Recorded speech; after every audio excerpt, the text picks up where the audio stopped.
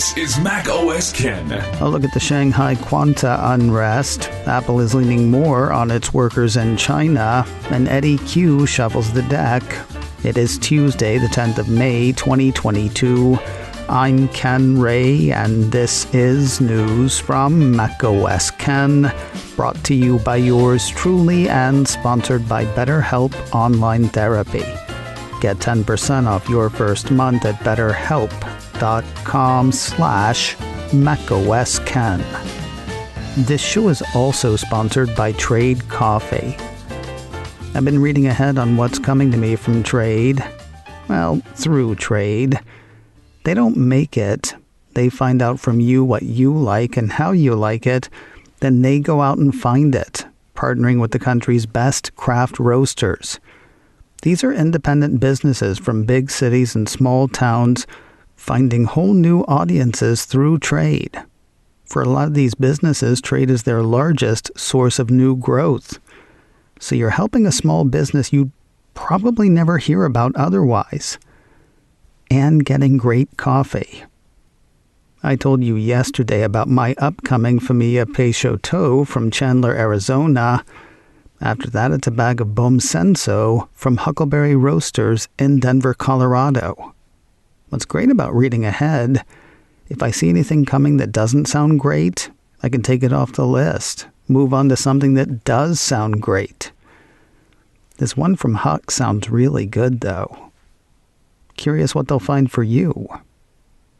Right now, Trade is offering new subscribers a total of $30 off your first order plus free shipping when you go to drinktrade.com/macosken.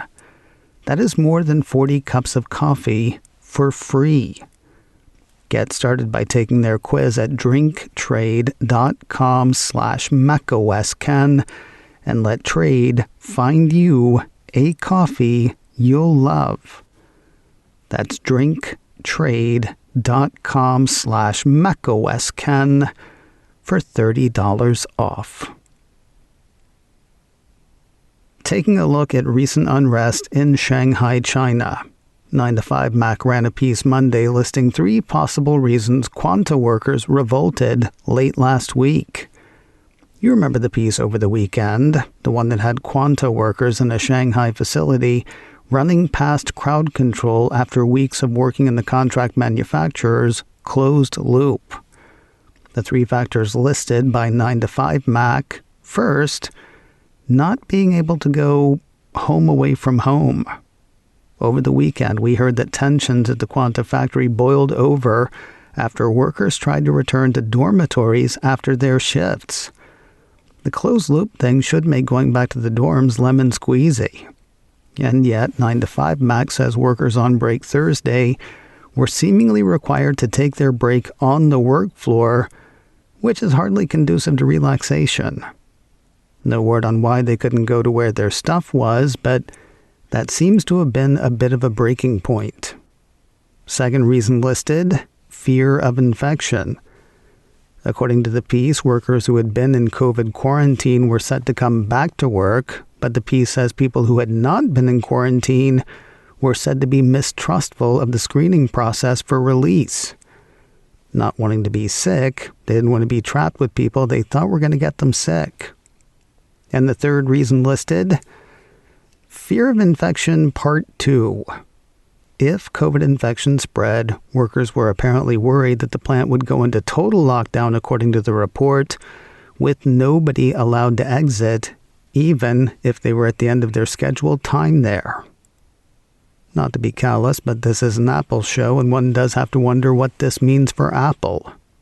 According to the piece from 9 to 5 Mac, Business Insider says that Quanta's Shanghai plant is responsible for about 20% of worldwide MacBook Pro production, and that this was initially operating with just 2,000 employees against the 40,000 usually employed there.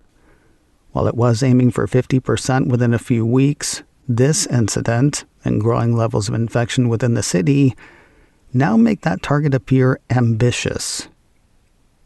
You know what's going to be fun? When Apple announces new Macs at June's WWDC, and encourages people to order now in time for the holidays. I'm probably kidding. COVID has forced a number of changes on the modern world. Masks are a thing, both East and West. Personally, I'm more comfortable getting shots than I used to be. Also, Apple and other companies working in China have started to relax a bit of their control. That's according to a piece from the Wall Street Journal. Apple used to fly about 50 engineers and executives from San Francisco to Shanghai every day, according to the journal. Then COVID-19 hit and nobody went anywhere for a while.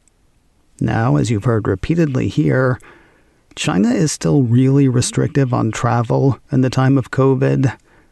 It's still hard to get into China, and folks who do get in face weeks of quarantine before they're allowed to do what they went there to do. The report says many who thought it was still worth doing are starting to have second thoughts now that various cities are going into and out of lockdown like somebody caught in a revolving door.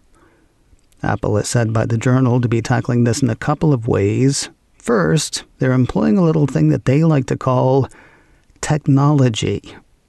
That's said to run the gamut from video feeds of assembly areas to keep eyes on factory floors to the use of augmented reality, letting engineers on this side of the Pacific guide counterparts on the other side on the best way to insert tab A into slot B. The second thing they're said to be doing is listening to those counterparts. According to the journal, China-based engineers initially served as the eyes and ears of their U.S.-based counterparts, people familiar with the practice said, but gradually they were given more authority to resolve problems themselves. For instance, instead of sending product and assembly-related information from China to Cupertino for a decision, engineers in China would also include their analysis. And China-based engineers who in the past generally would have reported problems to Cupertino would instead send proposals for resolving the problem, the people said. Will you allow me a moment to editorialize? While the Wall Street Journal is a good source for business and financial news, it also serves as a mouthpiece for business and financial folk. While many things happen in the world at once, it's interesting that as Apple faces blowback from employees in the States over the Cupertino company's return-to-office plans, the Wall Street Journal runs a piece on how some of what Apple used to rely on workers in the States to do is now shifting to workers in China. Funny. Speaking of proxy fights in the press, there's a piece out there that says Apple is holding back augmented reality on the web. You may think Apple is holding back AR by holding back whatever AR hardware everyone expects the company to make. That is not the argument presented by industry insiders in a protocol piece, though. Apple Insider highlights that. According to the insiders, Apple is holding back AR on the web by not adopting WebXR. The report defines that, saying WebXR was created by a coalition of companies that included Meta, Google, Samsung, Mozilla, and Magic Leap. The format enables augmented reality experiences in a web browser, but only where it is supported. It is not supported in Safari, and that, the insiders argue, is holding back mobile AR. It is worth noting, though, Apple does have a solution for people who want AR on iPhone.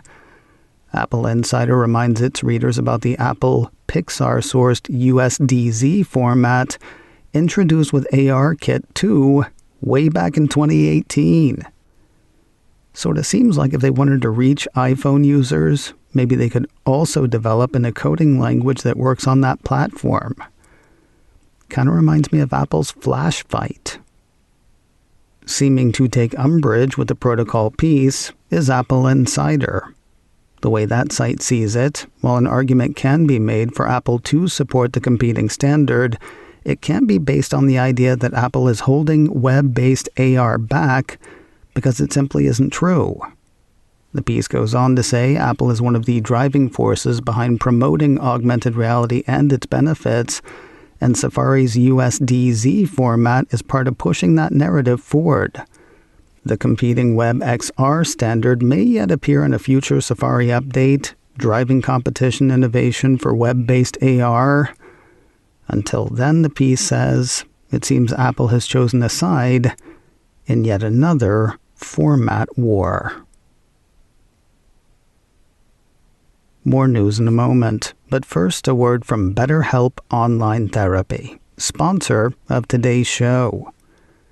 I don't know the technical definition for burnout. I don't even know if there is one. BetterHelp says symptoms can include lack of motivation, feeling helpless or trapped, detachment, fatigue, and others. Whether you call that burnout or depression or have no idea what to call it, it's no way to go through the day. I've done in-person therapy and I've done online therapy, and I've had good and bad experiences with both. I woke up yesterday to a message from my BetterHelp therapist just checking in to see how I was doing. I never had that with in-person therapy, and I really appreciate it. If nothing is bothering you or getting you down, if everything is great, that's great. If, on the other hand, you could use a little help, BetterHelp is customized online therapy that offers video, phone, and even live chat sessions with your therapist, whatever way you are most comfortable. It's much more affordable than in-person therapy, and you can be matched with a therapist in under 48 hours.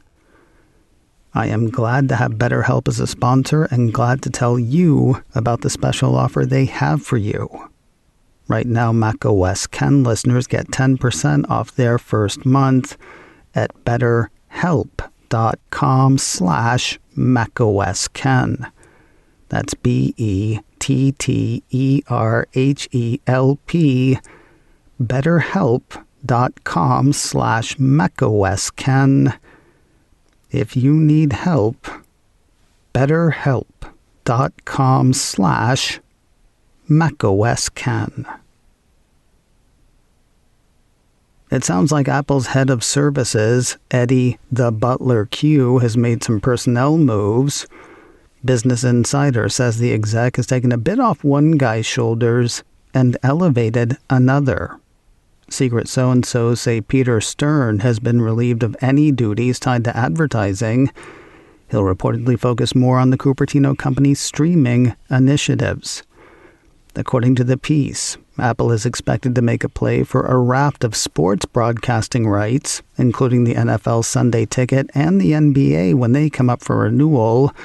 Stern, who joined Apple in 2016, previously led Time Warner Cable's internet, phone, video, and intelligent home businesses, and was involved in acquiring the media rights to the LA Dodgers. The NFL and NBA could be huge for Apple TV+, meaning Stern's plate's kind of full. Leaving advertising with Stern would actually leave his plate overflowing, which is where Todd Teresi comes in. Or back in. Teresi was the head of Apple's iAd unit from its introduction in 2010 until it was shuttered in 2016. He's still been working Apple's advertising side, though, answering to Stern. The services portfolio is too big now, with too many other growing segments, according to an unnamed insider. The ad business is big enough to live on its own, which it apparently will under Teresi, answering to Stern and Q. All of that, again, according to secret people said to know something about something. An Apple spokesman declined to comment, according to Business Insider. The Apple TV Plus series The Crowded Room will be seriously crowded with talent. Already announced for the show are Tom Holland, best known as the MCU's Spider-Man, the Dropouts Amanda Seyfried, and Emmy Rossum of Shameless, as well as Mayor of Kingstown's Emma Laird, Hellboy's Sasha Lane, and Catch-22's Christopher Abbott. Now a piece from Deadline says Lucius Malfoy is joining the list. Well, Lucius Malfoy, Gabriel Lorca, take your pick. Jason Issacs has been added to the show's call sheet, as has Fauda's Lior. If you've lost track of which show this is, Apple has said The Crowded Room will explore the true and inspirational stories of those who have struggled and learned to successfully live with mental illness. The anthology's 10-episode first season is a captivating thriller inspired by the award-winning biography The Minds of Billy Milligan by Daniel Keyes. It tells the story of Milligan, the first person ever acquitted of a crime because of multiple personality disorder, now known as dissociative identity disorder. Holland will star and executive produce along with the show's writer Akiva Goldsman. No word on a premiere date for the series. And finally today, a reminder for members of the Apple Developer Program. If you want to try to score a ticket to the Apple Park WWDC viewing party, you got a little over 1 day left. While this year's Worldwide Developer Conference is online only again, Apple is hosting a special day for developers and students at Apple Park to watch the keynote and State of the Union videos together. Space is limited, and so is time. Would-be attendees need to submit their request by tomorrow, Wednesday, the 11th of May at 9 a.m. Pacific. Folks should hear back the following day at or around 6 p.m. Pacific. Apple's WWDC 2022 is set to run from Monday, the 6th of June, through Friday, June 10th. macOS Ken, brought to you by me and sponsored by Trade Coffee. Get $30 off your first order plus free shipping at drinktrade.com/macOSKen. This show is also sponsored by BetterHelp Online Therapy. Get 10% off your first month at betterhelp.com/macOSKen. Advertising handled by Backbeat Media. Online at backbeatmedia.com. You can reach me a couple of ways. Info at macosken.com or call 716-780-4080. Until next time, that is news from macOS Ken. I'm Ken Ray.